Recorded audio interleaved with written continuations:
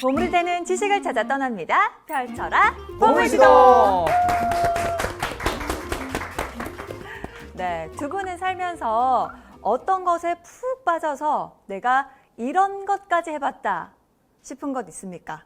저는 고등학생 때 그 권상우 나오는 말죽거리 잔혹사에 반해가지고 싸움을 하고 다녔구나. 복도 유리 닫겠구나. 쌍절곤을 구매해가지고 네. 쌍절곤을 구매해가지고 연습하면서 다니고 네, 주머니에 막 서지하고 다니고 혹시나 불시에 쓰지 않을까 했는데 한 번도 쓸 일이 없더라고요. 네. 네, 아무튼 차고 다닌 적이 있었습니다. 아, 너무 빠진 나머지 쌍절곤을 들고 다니셨군요. 네. 혹시나 누가 급습하거나 싸울 거를 막 항상 시나리오 막 상상하면서 엄청 그랬던 적이 있어요. 네. 하지만 아무도 급습하지 않았군요. 써먹을 데가 없더라고요. 써먹을 데가 없었고. 인욱 씨는요? 저는 뭐 사실 뭐 다들 아시다시피 운동을 했기 때문에 야구만 나 야구를 위해서 이것까지 해봤다. 욕까지 해봤다. 야구를 위해서 이거 갑자기 너무 깊게 들으니까 나 아무것도 노력 안 한 사람 느끼고 야구를 위해서는 뭐 딱히 이것까지 해본 건 없다. 네, 야구만 열심히 그저 열심히 했다. 꾸준히 했다. 아, 꾸준히. 알겠습니다. 사실 오늘 모실 선장님은요. 땡땡땡땡이 좋아서 무려 10년이라는 세월 동안 아예 눌러서 사셨다고 해요. 땡땡땡땡 네 글자인가요? 네 글자입니다. 몰고 먹기. 그럴 수 있죠. 네, 과연 그 네 글자가 뭔지 선장님 모시고 여쭤보도록 할게요. 선장님 나와주세요. 와. 네, 안녕하세요. 네, 여행을 하면서 글을 쓰는 박민우라고 합니다. 와!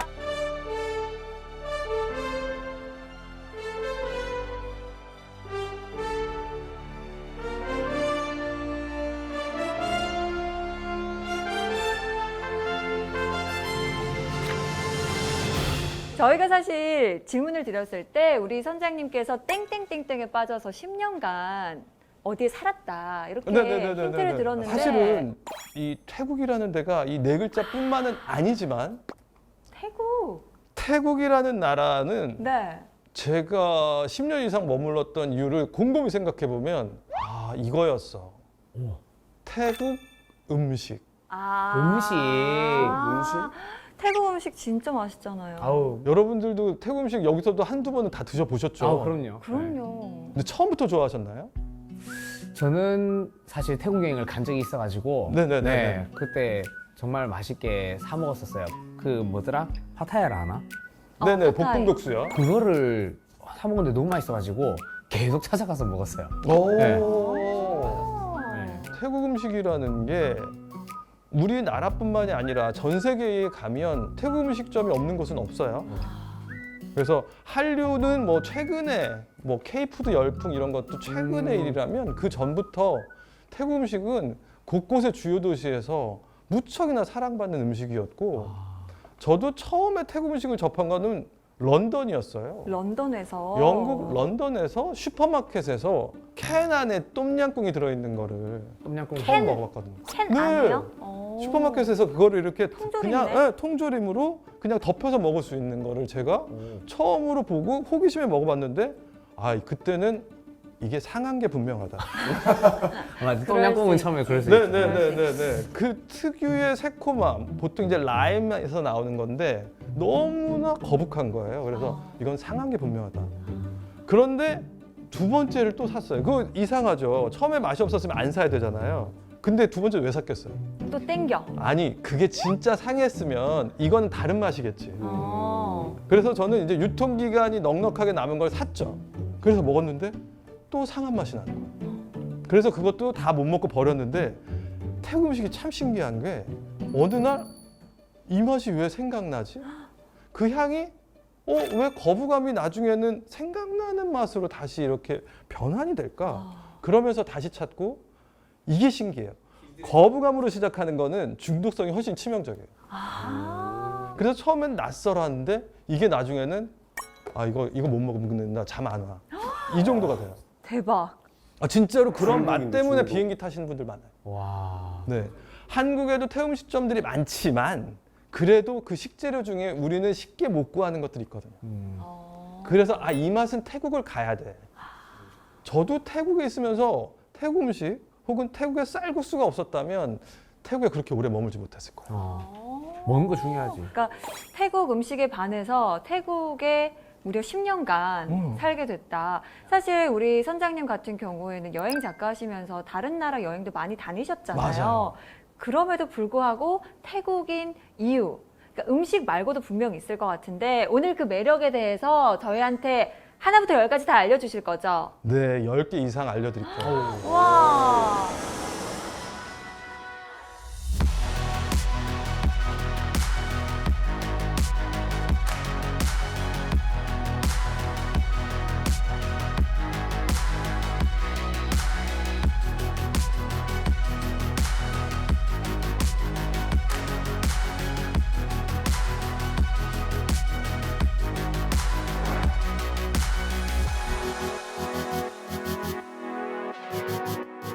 이 태국이란 나라에 대해서 많은 역사학자 혹은 인류학자 이런 분들에 의해서 전문적인 지식들은 제가 그분들에게 양보할게요. 그리고 저는 이제 태국에 오래 살았으니까 그동안 우리가 무슨 지식백과나 다큐멘터리에서 볼 수 없는 그런 조금은 말랑말랑하고 아 저기에 사는 사람이니까 저런 것들을 얘기할 수 있겠구나 이런 부분들 위주로 재밌게 저는 지루한 거를 제가 힘들어하거든요. 네. 그래서 재밌게 풀어나가도록 하겠습니다. 기대됩니다. 네. 와우. 그러면 첫 번째, 태국이라는 나라는 이 음식이 어떤 중국의 영향력이 절대적이에요. 아. 태국의 인구가 약 7천만 명인데 오. 그 중에 화교 인구가 몇 명일까요? 하교 찍어 이런 건 숫자니까요. 한 3분의 1. 4천만. 그렇게 4천만. 그렇게 많을까? 반 좀 넘지 않을까요? 그 정도? 뭐 어쨌든 정답은 아니지만 천만. 월좀 이렇게 쪽집게처럼. 맞아요? 오. 1,100만. 아니 천만, 약 천만. 네네네. 아우. 조금이라도 가까이 해보려 했는데. 잘 찍으시네요. 저 좀 잘 찍어요. 네, 보물 네, 지도를 네. 통해서 찍기 실력이 좀 늘었습니다. 그럼 7분의 1이. 그렇죠. 전 세계에서 화교가 제일 많은 나라입니다. 그러니까 네, 비율적으로. 네네네네네. 그래서 그 1,000만 명의 중국인들이 중국의 음식을 가지고 왔어요. 그런 다음에 태국은 어마어마한 1차 생산품들, 그러니까는 뭐 수산물부터 농작물 그리고 향신료 이런 것들이 무궁무진합니다. 그런 것들이 합쳐졌기 때문에 태국의 음식이 화려할 수밖에 없는데 게다가 또 태국은 이슬람 사람들까지 와서 정착해 살아요. 그래서 이슬람의 음식 문화까지도 그 안에 섞여 있거든요.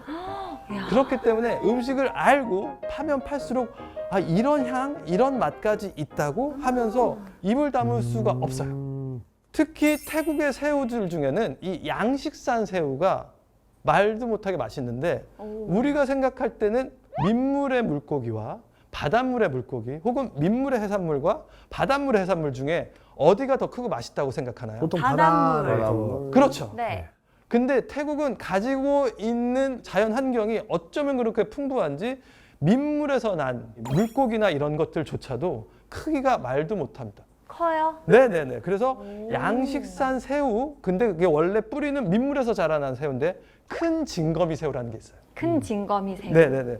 근데 그게 크기가 보통은 우리가 식당에서 먹으면 한 요 정도고요. 비싼 거는 이만한 것까지 있어요. 에이, 거짓말. 네, 이런 진짜로요? 네네네. 이제 훌륭한 작가님이 다 자료 찾아서 사진을 올려주실 거예요. 이만하다고요? 새우가요? 네네.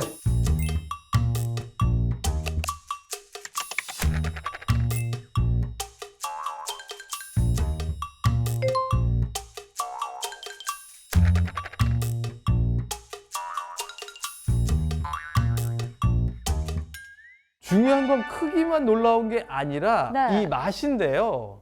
저만 그런 게 아니라 세계적인 음식 유튜버들이나 이런 분들이 태국에서 그 큰 징거미 새우 맛을 본 다음에 랍스터보다 훨씬 맛있다. 와, 너무 궁금하다. 네네네네네. 근데 이만하면 새우 한 마리만 먹어도 배부르겠네. 맞습니다. 그 가격도 비싸지만 그거 하나를 가지고선 둘, 셋이 먹어도 굉장히 배부르게 드실 수 있어요. 가격이 얼마나 하죠? 가격은 천차만별입니다. 근데 정말로 맛있는 걸 알고 그리고 식재료들의 가치를 아는 사람들은 이게 태국 물가비해서 비싼 거 아니야 하지만 네. 다른 나라에서 그런 맛있는 음식 식재료 찾아보신 분들은 저렴하고 너무 좋은 식재료라고 칭찬하세요.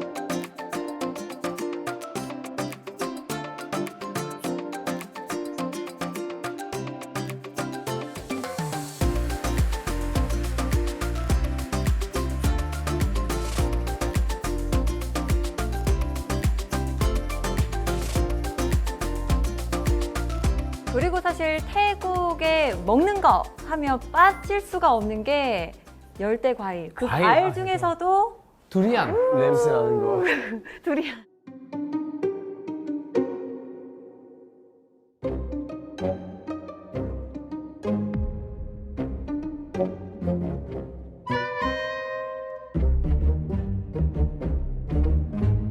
저 궁금했는데 그거는 참 아직 시도를 못 해봤습니다. 아, 시도를 아예 못 해보셨어요? 두리안 사탕은 먹어봤는데 저 두리안 아이스크림까지만 먹어봤는데 어떠셨어요? 저는 그래도 두리안이 좀 냄새가 나고 그렇다 해도 아이스크림은 달달하니 그 향 첨가만 살짝 됐겠지라고 생각을 했는데 제가 먹어본 아이스크림의 맛 중에 가장 충격적이었어요. 그죠. 네. 저도 그랬어요. 아, 너무 궁금한데. 저도 처음에 먹고 이거 뱉어야 되는데 근데 그걸 저한테 준 사람이 눈앞에 있으니까 뱉질 못하고 안절부절을 못하다가 몰래 휴지에 싸서 뱉은 적이 있었어요. 이 향이나 이런 것들도 다 제각각으로 해석을 하시더라고요.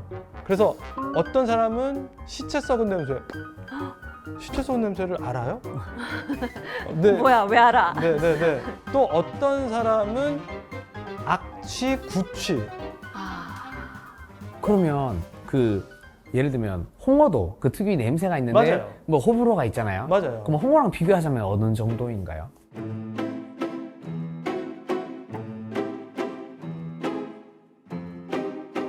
홍어랑 비교할 때 두리안이 처음에 향으로는 더 셀 수도 있어요. 왜냐하면 그 퍼지는 강도가 개인적으로 더 센 것 같아요. 그래서 유명한 호텔들은 두리안 먹으면 아주 벌금을 엄청 때립니다. 아, 호텔 안에서는 네네네네. 냄새 나니까. 그 냄새가 절대 빠지질 않기 때문에. 네. 그런데 태국이나 동남아시아의 두리안 사랑을 보면 여러분들은 정말 상상을 하실 수 없을걸요? 왜요? 이 성수기 때는 그냥 대로변에 가면 뭐 한 50m마다 길에서 두리안을 파는데 거기마다 다 손님들이 있고요. 비수기 때는 제가 깜짝 놀랐는데 제 동네 마트에서 이렇게 한 팩에 우리나라 돈으로도 3만 원, 4만 원 한 팩에. 비싸다. 태국에서 대졸자들이 초임 월급이 60만 원 정도인데 네. 그 너무 두리안 비싸다. 가격이 비수기라고 해도 그렇죠. 한 팩에 3만 원, 4만 원을 하는 거예요. 그 정도인데도 그걸 사 먹습니다. 태국 현지인 입장에서도 엄청 비싼데도 네네네네네네. 근데 맛이 궁금하신 분들을 위해서 맛 설명을 좀 해주시면 네. 어떤 맛이에요? 두리안의 맛 설명은 제가 세계에서 제일 잘하지 않을까? 오, 궁금하다. 일단 두리안이라는 것의 이 향이라는 건 자주 빈도수가 많으면 많이 노출될수록 무뎌질 수밖에 없어요. 그래서 여러분들도 지금은 두리안 난 다시는 못 먹어 하지만 만약에 태국이나 이런 데 저처럼 오래 살게 되면 네. 그 향이 익숙해지고 나면 그때 맛에 더 집중하게 되는데 이 맛에 집중하면서 여기에서 왜 이렇게 두리안이 사랑받고 고급 음식인가? 거기에 핵심은 이 감촉, 감촉. 이 부드러움이에요. 이 부드러움이 우리가 지금까지 느꼈던 부드러움, 케이크의 부드러움에서는 느낄 수 있는 부드러움은 조금 더 인위적인 부드러움이라면 가장 이상적인 복숭아에서 좀 더 부드러움이 가미된. 네네. 딱복보다는 물복이구나. 네, 물복인데 아. 물복에서 좀 더 지조가 있는 부드러움이 가미가 됐어요. 물복에서 지조가 있는 네네네. 부드러움이 가미가 된 게 두리안이다. 네네네. 거기에 가장 아름다운 단맛, 즉 우리가 단맛을 많이 익숙하게 보다 보면은 너무 단 거 싫고 그렇다고 해도 설탕 맛 같은 맛 싫잖아요. 네네. 과하지 않고 그런 맛들이 아닌 정말 자연에서 날 수 있는 궁극의 단맛이에요. 그래서 왜 눈을 최- 감고 말씀하세요? 지금 상상하고 있는 저처럼 진짜 처음에 두리안 먹고 뱉던 저 같은 사람이 이렇게까지 바로 이렇게 침샘이 발동할 줄 몰랐는데 이것을 맛에 눈을 뜨면은 그때부터는 그 나쁜 향 그것조차도 굉장히 아름다운 향으로 바뀌어요. 저는 캔디 두세 개 먹었는데 괜찮았어요. 괜찮으셨으면 이제 큰일 났다. 왜냐면 이게 비싼 어떻게 보면 취미예요. 큰일 났다. 네네네네. 그러면 정말 저한테 또 이런 설명까지 들으셨잖아요. 네. 두리안 엄청 맛있으실 거예요. 아, 큰일 났다. 두리안 드실 때 조심하셔야 될 거는 두리안이 굉장히 열이 많습니다. 그래서 이 음식을 많이 드시면 몸이 급격하게 온도가 올라가요. 적당히 그래서 망고스틴을 같이 먹는 걸 추천하더라고요, 현지인들은. 그리고 많이 드셔도 요 정도 선에서 이 이상은 안 드시는 게 좋은데 두리안 맛에 사실 눈을 뜨면 이게 진짜 멈출 수가 없더라고요. 궁금하다. 이야.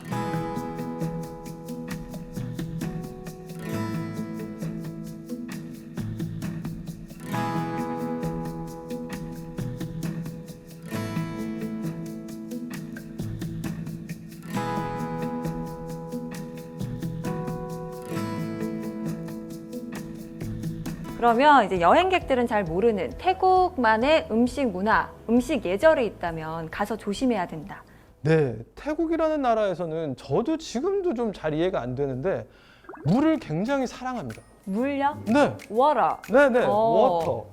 오. 그래서 여러분들이 국수집에 가서 물을 마신다는 거는 뭐 그렇게 특이할 게 없지만 문제는 태국은 대부분의 물을 사 마셔야 된단 말이에요. 아. 그러면 여러분들이 냉면집에 가거나 칼국수집에 가서 굳이 1,000원, 2,000원을 추가로 지불하고 물을 사 마시겠어요? 아니요. 우리나라는 잘 안 그러죠. 예. 태국 사람은 열이면 9번 물을 구입합니다.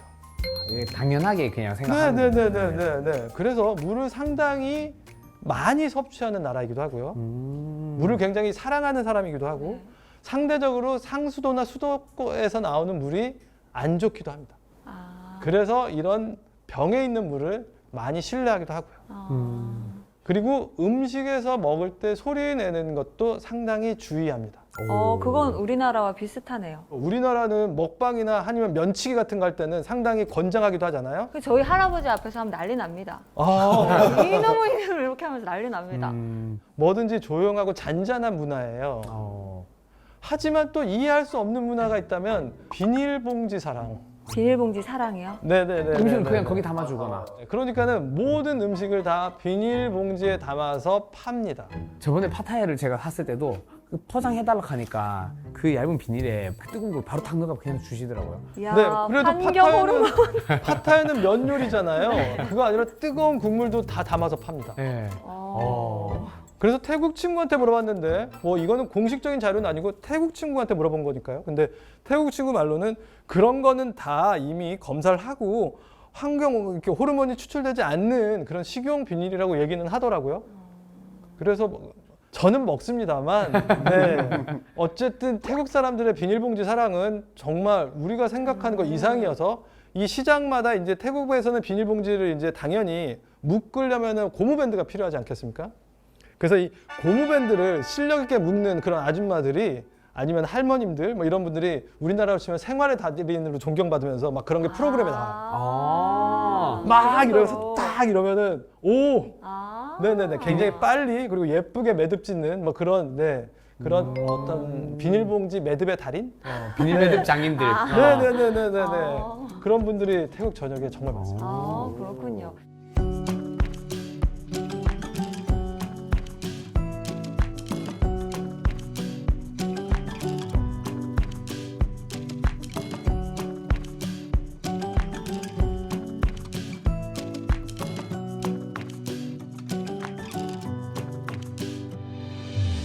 태국 하면 뭐가 떠오르시나요? 태국 하면 일단 아까 말씀하셨던 것처럼 맛있는 음식 그리고 뭔가 배낭여행 성지 이런 느낌도 들고 아시네요? 네, 많이들 가더라고요. 네네네네. 배낭여행 성지 하면은 어디가 또? 치앙마이. 맞아요. 그리고 방콕에도 방콕도. 네. 하나 들어보셨나요? 무슨 로드로 끝나는? 카오산 로드. 맞습니다. 네. 카오산로드.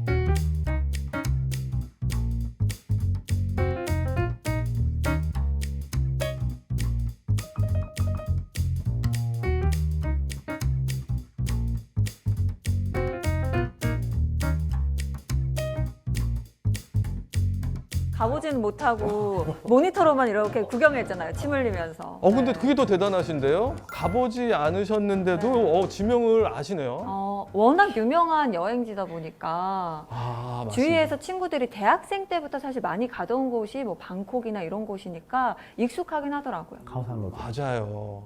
이 카오산 로드 같은 경우에는 배낭 여행자들의 성지 혹은 늪 혹은 또 무덤이라고도 불려요. 무서워. 그러니까 제가 되게 놀라웠던 게 파키스탄이란 나라에서 아이스크림 전문점에 가서 아이스크림 먹는데 어디서 왔냐고 막 이런 얘기를 하다가 자기 아들이 방콕에 갔는데 안 온다고 죽은 거 아니냐고. 거기서 눌러 사는군요. 그렇죠.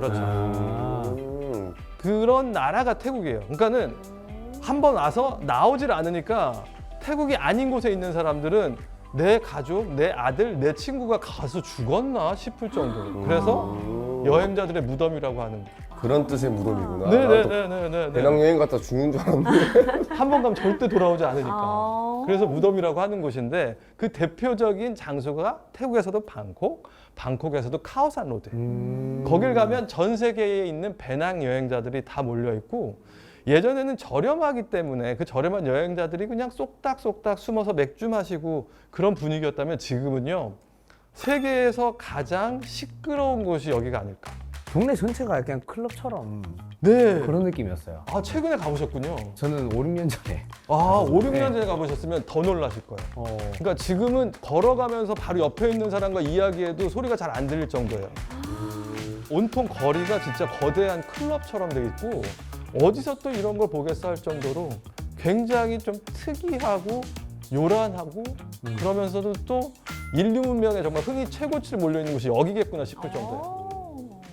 한 번쯤 다시 한번 가보시는 걸 권합니다. 하지만 글쎄요, 거기에서 뭐 오래 있는 거는 여러분들의 개개인의 멘탈, 청력 뭐 이런 것들에 따라서 청력. 네네네네. 아, 우리의 고막은 소중하잖아요. 소음성 그 난청 정도구나. 조심해야 절대로 네. 그 나이 드신 부모님을 밤에 모시고 가는 거는 말고 싶을 정도예요. 저는 사실 거기서 흰머리 난 할아버지가 태국 분이신데 클럽에 맞춰서 정말 신나게 춤을 추는 걸 보고 그 보는 사람들이 다 신나가지고 네, 엄청 즐겼던 기억이 아 나거든요. 근데 오히려 어르신들은 좋아하실 수도 있죠. 너무 재밌게 거기 가면 노셨어요. 보청기 안 껴도 된다. 그건 다 잘 들려. 그건 맞네. 그건 맞다. 맞네. 보청기 없이도 정말로 내가 갑자기 청력이 좋아졌나? 고막 건강이 갑자기 왜 이렇게 그러니까요. 좋아졌지? 보청기 느낌 빼고 드실 수 있어요. 뛰어 이렇게 하면 다 갔다 왔을 때 이제 네. 그렇죠. 그건 그러게. 일종의 이제 여행 현타인데 뭐 그것들은 또 감수해야죠. 그렇죠. 충분히 그 순간에 좋았으면 그 후에도 좀 후유증 같은 것들은 근데 그 정도 가치는 있는 것 같아요. 그렇구나.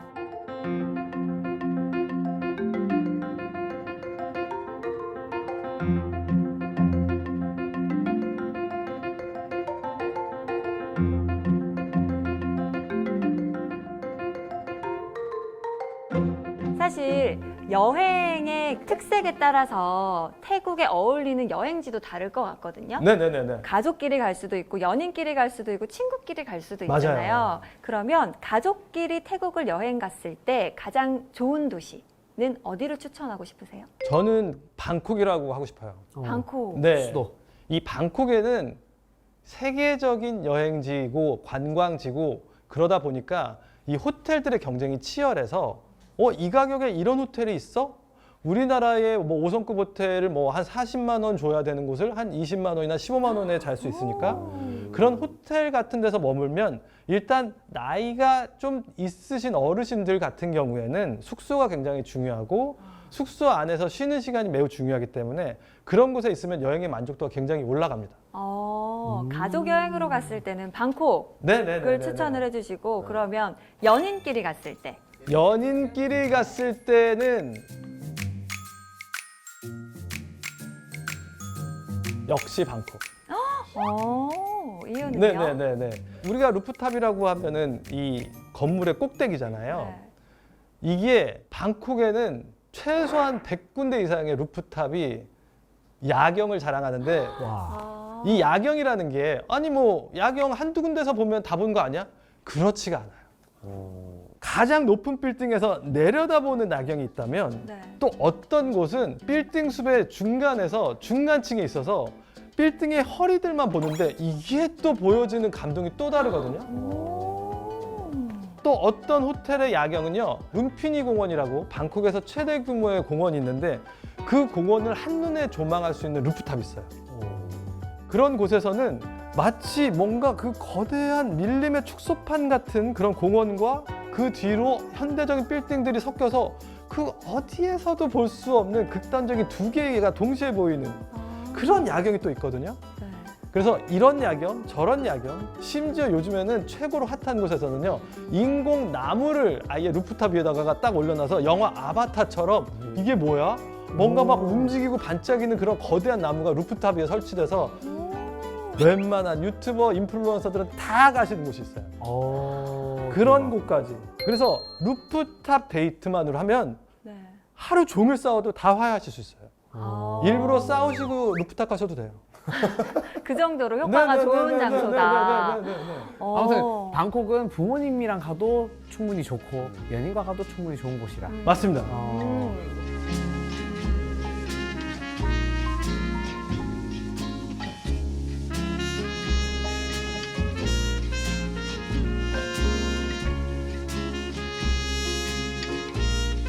그러면 또 이렇게만 여쭤보면 서운하신 분들이 있습니다.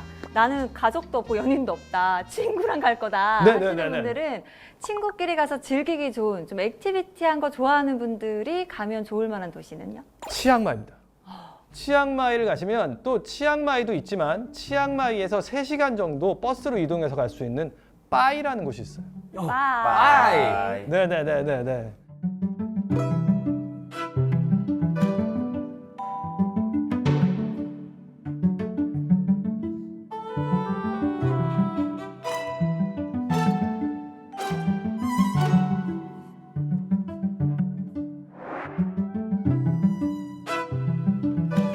이 빠이라는 곳은 약간 숲속에 있는 여행촌, 배낭여행자들의 성지 이런 곳인데요. 그 트레킹 코스 있는데 많아요. 네네네네네. 가시면 이제 여러분들이 생각하는 액티비티, 뭐 액티비티 같은 것들도 다 하실 수가 있고요. 네. 그리고 그곳에 가면 오토바이를 빌리셔서 구석구석을 돌아다녀 보실 수가 있어요. 저는 오토바이 빌리고 한 바퀴 돌았습니다. 그러셨어요? 네, 네. 이런 분들은 더 제대로 즐기실 수가 있어요. 그러니까 빠이를 갔는데 오토바이를 타고 아니면 자전거를 타고 돌지 않았다 이러면 아주 일부분만 보실 거예요. 그곳을 가면 규모가 큰 카페나 이런 곳들도 곳곳에 흩어져 있고요. 네. 온천도 있고요. 그리고 또 그 여행자들이 만드는 특유의 문화가 있어요. 그래서 그런 여행자들이 막 신발도 안 신고 뭐 코에 피어싱도 하고 머리도 레게 머리로 말고 이런 여행자들이 여기저기 있으면서 분위기를 만들고 그러면서 또 곳곳에서 이제 그런 사람들 뭐 해나 문신도 하고 아니면 뭐 채식 식장도 있고 그런 곳에서 이렇게 좀 굉장히 기분 좋은 표정으로 쉬고 있는 친구들을 보면은 사람들이 뭐 영향을 받을 수밖에 없잖아요. 그래서 여행지가 가지고 있는 매력은 그 장소뿐만이 아니라 그 장소에 누가 가 있나도 되게 중요한데 그렇죠. 치앙마이에 가면은 그리고 빠이에 가면은 그렇게 예쁘게 쉬고 있는 그런 여행자들이 많아요. 저 사실 빠이가 버스커들이 성지라고 듣고 아 진짜요? 네, 저도 이제 기타 치면서 버스킹을 하는데 그때 기사를 들고 갔었어요. 네, 가가지고 빠이에 가니까 아까 말씀하신 대로 정말 사람들이 평화로워 보이는데 거기서 정말 버스킹을 했는데 너무 재밌었던 기억이 나거든요. 그래서 저는 그 추억을 아직 잊지 못하고 있습니다. 네.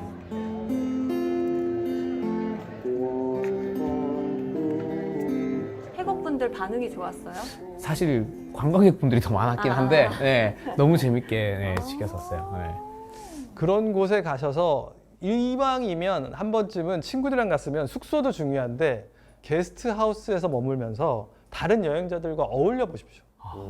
그게 진짜 중요해요. 그러니까 여행을 가서 우리가 관광을 하는 것과 여행을 하는 게 무슨 차이냐? 저는 개인적으로 얼마나 사람과 섞이다 왔는가. 사람과 섞이는 게 저는 여행이라고 생각을 하는데 그게 현지인이건 여행자건 그런 사람들과 어울릴 수 있는 곳은 바로 다른 여행자들, 그런 여행자들과 함께 할 수 있는 게스트하우스. 그런 곳에서 머물면서 이왕이면 도미토리에서 한번 주무셔보세요. 아, 너무 좋죠. 네네네. 도미토리에서 이제 2층 침대 2층에서 자면은 뭐 불편할 수도 있고 또 뭐 코를 고는 소리 때문에 잠을 설칠 수도 있지만 그곳에서 특유의 어울림의 문화가 그 장소의 추억을 몇 배로 더 특별하게 만들어주는 것 같아요. 그래서 빠이라든지 방콕의 카오산 로드는 바로 그런 여행자들이 만드는 문화 때문에 그 장소가 더 세계적으로 명소가 되었다고 생각을 합니다.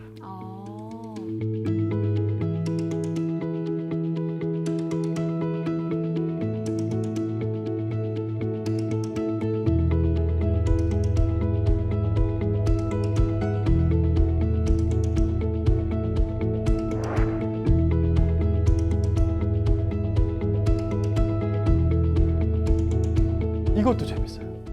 우리가 생각할 때 태국 깨끗한 나라인가 이럴 때 어떻게 느껴지세요? 솔직하게?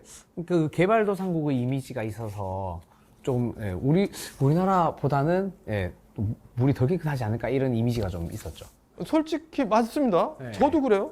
그런데 중국 사람이 보는 태국의 소수민족들은 씻는 걸 유난히 좋아한다였고, 제가 태국에 오래 머물면서 태국 친구들과 얘기하는데 내가 집에 있다가 집 앞에 있는 편의점을 갔다 오면 샤워를 한다 안 한다.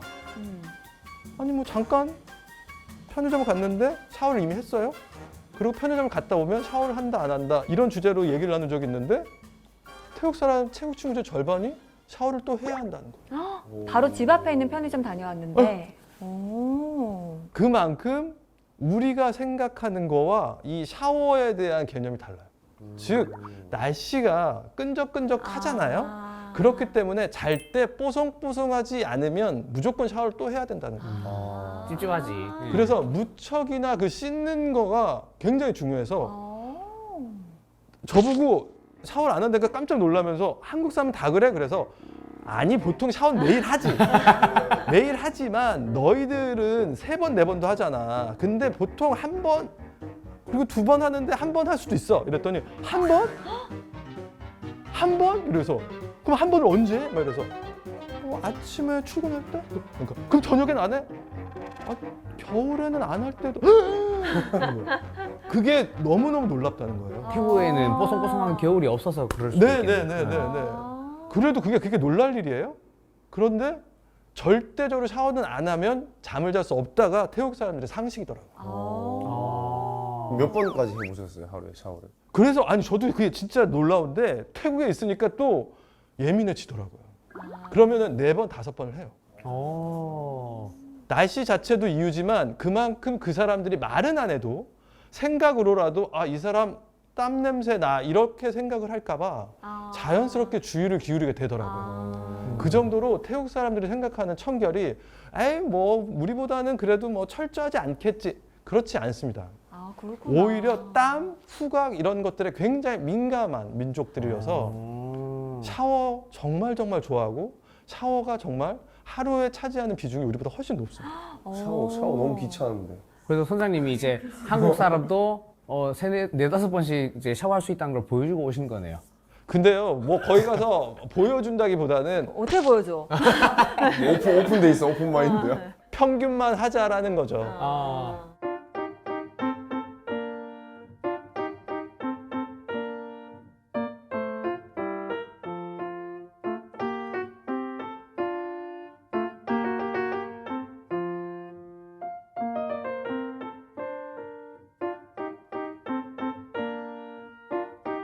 왜 또 그렇게 주의를 하냐면 태국 사람들은 웬만하면 표현하지 않습니다. 과묵하신 편인가요? 예의가 바르고 그 사람들이 알아서 뭔가 스스로가 알지 않는데 내가 굳이 지적을 한다는 건 그들에게 결례일 거라고 생각을 합니다. 말을 아끼는. 여기에서 중요한 포인트 중에 하나가 언어도 있어요. 태국의 언어는 성조가 있습니다. 성조라는 건 바로 음의 높낮이인데요. 이게 네. 태국어인 거잖아요. 음악 할 때 쓰는 거 아니에요? 음악 할 때 쓰는 거. 이 언어의 이 네. 알파벳은 인도에서 왔어요. 태국의 문화는 굉장히 다층적입니다. 그리고 이 성조가 무려 5개가 있어요. 중국어보다 많네요. 네네네네. 몇 개가 있죠? 4개.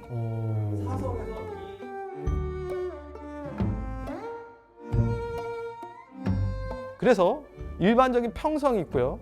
그리고 산처럼 놀랍게 급하게 올라가는 게 있고 내려가는 네. 그리고 끈 없어요? 비슷한 게 있어요. 이게 상상인데 이렇게 꼭대기에서 네네네. 여기서 머무르는 거예요. 네네네. 그리고 이렇게. 지하는요? 그게 아까 내려가는 게 내려가는 거. 이게 좀 더 과장되면 지하로 내려가는 거 맞아요. 우와. 네네네네. 신기하다. 그래서 이 성조가 있으니까 맨 처음에는 언어를 배울 때 태국어가 굉장히 어려운 이유가 우리에겐 없는 성조예요. 그래서 이 성조가 과연 장점이 있을까 했는데 장점이 있더라고. 그게 뭐냐면 우리들이 봤을 때 기준으로 태국 사람들은 거의 말을 속삭여요. 저게 들려? 목소리 좀 작으시구나. 속삭이는 것도 성조 때문에 알아듣기 쉽다는 건가요? 맞아요. 그 성조가 있으니까 상대적으로 소리가 작아도 그 소리를 캐치할 수가 있어요. 그래서 주의할 게 바로 태국 사람들은 소리를 지르면서 화내는 거를 굉장히 무례하다고 생각해요. 평균적인 태국 사람들은 굉장히 순합니다. 화를 내지 않아요. 그러면 태국 분들은 카오산 로드 어떻게 가세요? 시끄러워가지고. 그러니까 그런 곳에서는 그 사람들이 생각했을 때도 아예 대놓고 이런 곳이라고 마음의 준비를 하거나 아니면 전 세계인들이 모이니까 그 전 세계인들의 취향을 더 맞춘 그런 느낌. 그런 곳이지 평균적인 태국 사람들은 소음에 굉장히 민감해요. 이게 또 선입견이 있을 수 있잖아요. 카오산 로드만 본 분들은 태국은 다 저렇게 시끌벅적하고 사람들도 막 소리 지르고 이러나 보다라고 생각할 수 있지만 사실은 태국 분들은 이렇게 작게 나긋나긋 말씀을 하시고 소리 지르고 이런 것들은 되게 무례하다고 생각하고. 맞아요.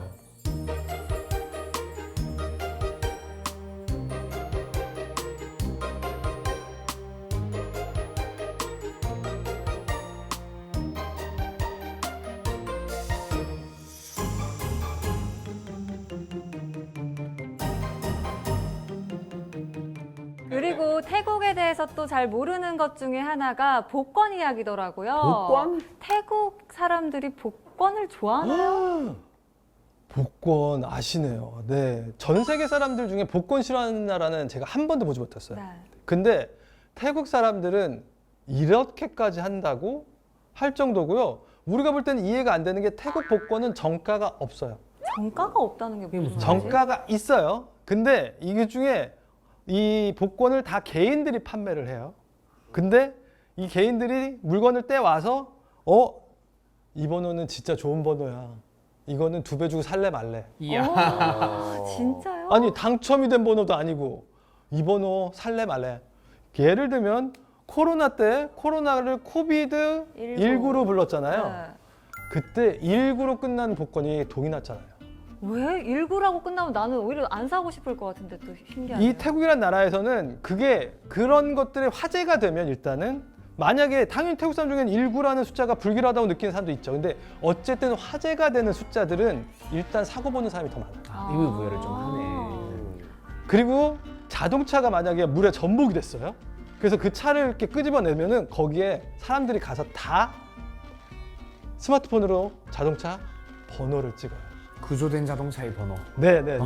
이 자동차에 한 사람이 하나도 안 죽었대. 물에 침수됐는데. 그러면서 그 번호 유사한 거 찾으려고 그 번호를 찍어. 또 의미 부여해가지고. 그리고 또 죄송합니다. 이렇게 제가 먼저 내용도 말하고 웃겨가지고 그 막 이렇게 어디서 막 발견된 막 고목 나무들이 있어요. 네. 그럼 그 고목 나무들에다가 하얀 가루를 막 뿌려요. 동네 사람들이 다 와서. 그런데 막 비비면 거기서 이제 누가 봐도 3이 아니라 자기들이 볼 때 3 이러면 그게 이제 자기 볼 때 행운의 숫자예요. 그래서 그 고목나무에 마을 사람들 다 매달려가지고 흰 가루 뿌려가지고 막 이러면서 또 의미 부여하네. 네네네네. 그래서 이 가지에서 숫자 찾기 이걸 해요. 그 정도로 신기하다. 이런 복권이 가지고 있는 그 숫자, 이 복권 막 이런 것들의 일확천금 너무너무 좋아합니다. 당첨금은 얼마나 되나요? 우리나라보다는 규모가 좀 큰가요? 당첨금은 우리나라보다는 크지 않는 걸로 알고 있어요. 네, 작가님이 알려주실 겁니다. 세계적인 작가님. 네네네네네.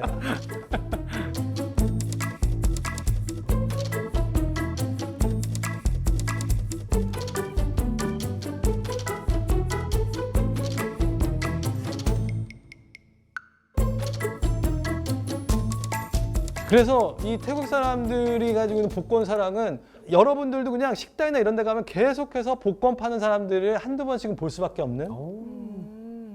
그래서 복권이 그냥 이 나라의 24시간을 그냥 계속해서 채우고 있는 듯한 느낌이 들 정도예요. 그 정도로 아까 전에 그 태국 사람들의 한 달 월급이 뭐 5, 60만 원 네, 정도 평균 네. 대졸 기준으로 해서 5, 60만 원이라고 말씀을 주셨잖아요. 네네네네. 그러면 복권 구입을 대략 어느 정도, 그러니까 어느 정도 투자를 하시는지가 궁금해서. 그거는 진짜 사람마다 다른데 네네네. 제 친구 같은 경우에는 보통 1,000밭, 2,000밭을 쓰더라고요. 얼마예요? 2,000밭이면 3만 5천, 한 7만 원? 와, 5, 60만 원이 평균인데. 그런 친구들이 적지 않습니다.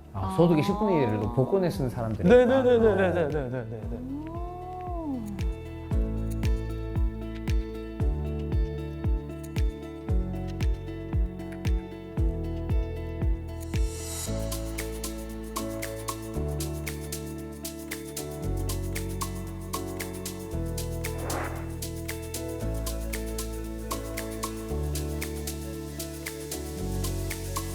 태국의 상류층을 하이소라고 해요. 하이소. 하이. 네네네네. 하이소. 이거 하이소. 하이소. 네네네네. 우리말로도 들리죠? 언뜻. 네. 뭐 근데 이게 하이소. 영어의 신조어인데 영어의 하이, 소사이어티. 소사이어티. 아, 줄인 거군요. 네네네. 하이소. 그거를 하이소. 줄임말이 하이소예요. 어느 나라든 다 줄임말을 쓰네요. 네네네네네네네. 오. 그래서 이 중국의 화교들이 특히 이 태국에 정착하면서 경제권을 장악하면서 이 하이소들이 많은데 이 하이소의 특징은 바로 긴팔입니다. 그럼 네. 이제 저 긴팔로 바꾸면 이제 하이소처럼 되는 건가요? 그렇죠. 근데 썩 하이소 같진 않아요. 죄송해요. 그냥 우리나라로 치면 가장 일반적인 정장 바지나 이런 걸 입으셔야죠. 관광객의 바지는 하이소 바지는 아닙니다. 그럼 나는 여기 하이소 네네, 바지. 하이소 바지. 아, 네네네네네네네. 상류층. 좋겠다. 아니 네네네. 근데 궁금한 게 하이소의 기준이 뭐예요? 하이소의 기준은 딱히 없지만 네. 우리로 치면은 상류층 그런데 상류층의 기준이 뭐예요? 하면은 거기에 대한 답은 좀 어렵잖아요. 하지만 하이소도 정확히 상류층의 의미가 똑같아요. 그래서 상류층이라는 의미인데 태국의 하이소는 어느 나라든 상류층 이런 특징이 있다 이런 특징이 있다 할 때 아주 분명한 특징이 있습니다. 뭔가요? 그게 바로 피부색이에요. 피부색이? 네네네. 피부색이 굉장히 하얗습니다. 우리가 생각할 때 태국 사람들은 상당히 짙은 이제 햇볕에 많이 탄 그을린 건강한 피부라면 이 하이소들은 주로 실내에 있고 절대로 외부에 걷거나 이러질 않기 때문에 곱게 자랐네. 네네네네네. 그리고 항상 에어컨이 있는 곳에 있기 때문에 이분들은 우리로 치면은 이런 옷이 왜 있나 그러면 옷장을 딱 열면 정말 모피나 가죽 옷들이 있어요. 네네네네네. 그런 옷을 입고 호텔에 있는 카페나 호텔에 있는 식당 같은 데를 이용하고 길에서는 보기가 쉽지 않습니다. 왜냐하면 그분들은 주로 차 안 그리고 실내 안에 있기 때문에 우리가 길에서 보는 사람들 보면서 아닌데 태국 사람들은 좀 그래도 건강한 그런 피부 이렇게 약간은 어두운 색의 그런 건강한 피부 아닌가 그러는데 그런 피부가 아닌 훨씬 창백한 피부의 하이소들이 이제 태국의 아주 주축을 이루고 있죠. 그럼 일반적인 관광객들은 하이소들을 별로 못 받겠네요. 그렇죠. 근데 그분들은 호텔 혹은 좀 유명한 클럽 백화점. 이런 데 백화점 이런 곳에 가시면 볼 수 있죠. 카이산 로드에는 안 와요? 없죠. 안 네네네네네네. 오십니까? 로드 그런 아니야. 어. 실내로. 아니 근데 제가 하이소라는 단어를 그 전에 접해본 적이 있습니다. 네네네. 그 여자아이들이라는 그룹의 네네네네네네네. 민이라는 친구가 맞아요. 그 태국의 하이소다 네네네네네. 라면서 굉장히 부유한 집의 자제분이다 막 이렇게 기사화가 돼서 이 단어를 접하긴 했거든요. 맞습니다. 그래서 이 태국의 부유층들을 보면은 당연히 어느 나라나 부유층들은 부자인 건 당연하지만 와, 이 정도였어? 할 정도로 한국 사람이 봐도 충분히 그 부에 놀랄 수밖에 없고요. 예를 들면 우리나라에도 초대형 백화점들이 많지만 태국의 방콕에 있는 최고의 백화점들을 가시면 입이 떡 벌어질 수밖에 없어요. 그러니까 우리나라에서도 볼 수 없는 그러니까는 1층 매장에 슈퍼카 매장들을 모아놨어요. 백화점 안에요? 네네네네네네. 야. 가보고 싶다. 네. 그래서 가셔서 앉아서 이렇게 한 번씩 시승까지 시승도. 운전까지는 안 돼도 해보실 수가 있죠. 그래서 저는 그냥 다이소 이 다이소밖에 바지 못 입고 가는. 가도 시승해주나요? 네네 됩니다. 이거 입고 됩니다. 저는 이거 입고 그냥 다이소 가야 될 것 같은데. 예. 하이소는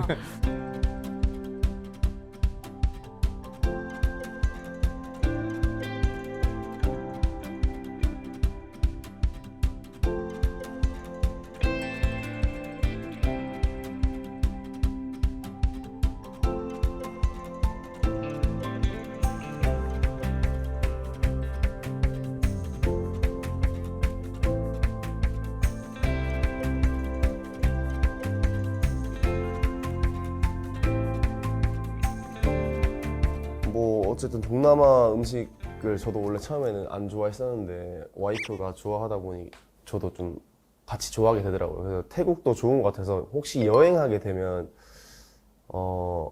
좋은 시기가 언제일까요? 네. 맞습니다.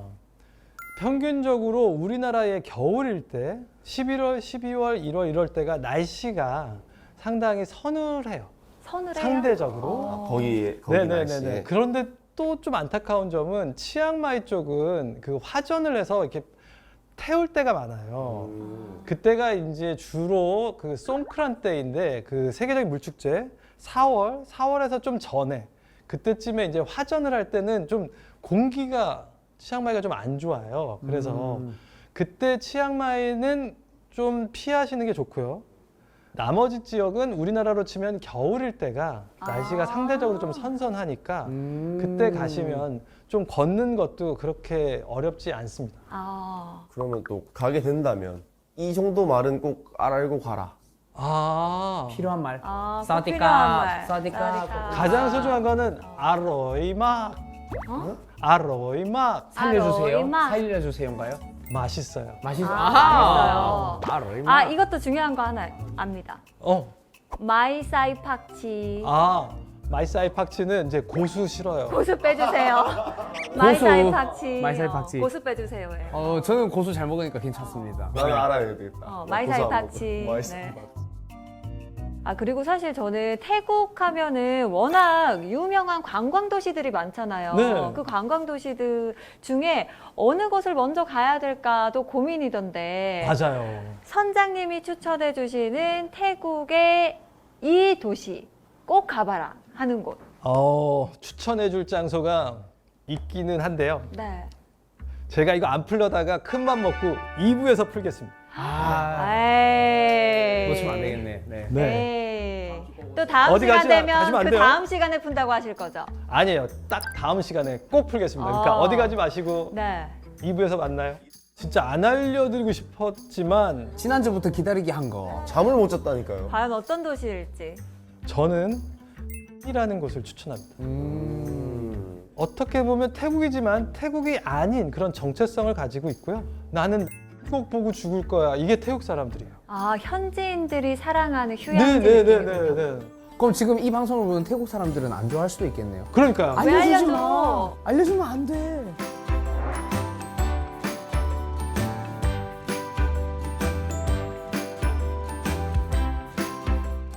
알겠습니다. 오늘 사실 정말 선장님이 태국 여행에서는 알 수 없는 태국의 다양한 이야기들을 전해주셨는데 정말 1부터 10까지 여러 이야기 전해주셨잖아요. 네네네네. 오늘의 이 강의를 한마디로 정리를 해주신다면요?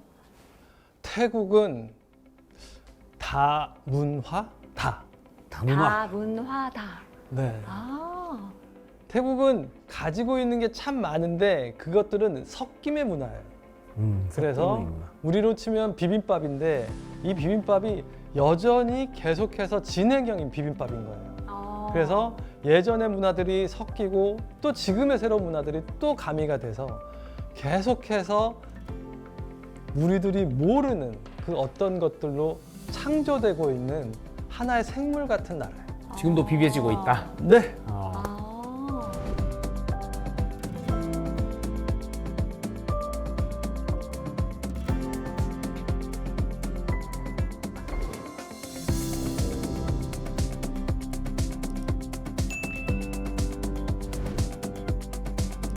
아니 우리 권쌤 같은 경우에는 태국을 이전에 한번 방문을 해보셨잖아요. 그때의 경험과 또 선장님이 들려주는 이야기가 또 다른 매력이었을 것 같아요. 어때요?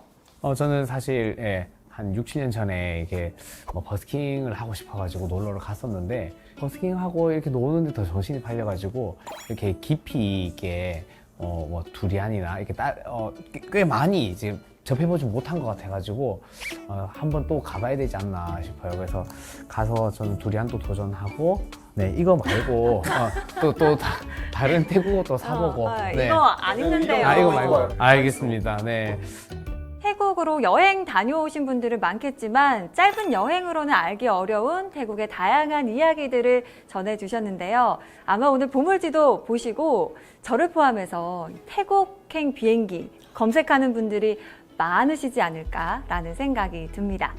네, 여행 다녀온 듯한 지식항해 오늘도 여기서 마무리해 보도록 할게요. 다음 주에도 찾아라 보물지도!